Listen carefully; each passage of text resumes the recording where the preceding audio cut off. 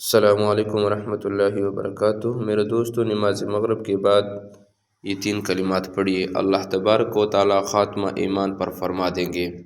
وہ 3 کلمات یہ ہے: نمبر 1، اللہم انی اسألک حسن الخاتمہ، ترجمہ: اے اللہ میرا خاتمہ اچھا کرنا۔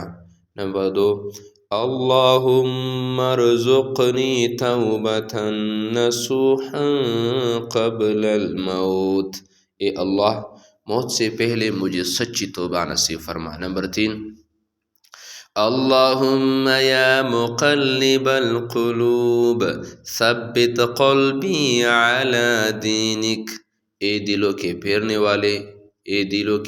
والے میرے دل کو اپنے دین پر ثابت قدمی عطا فرما۔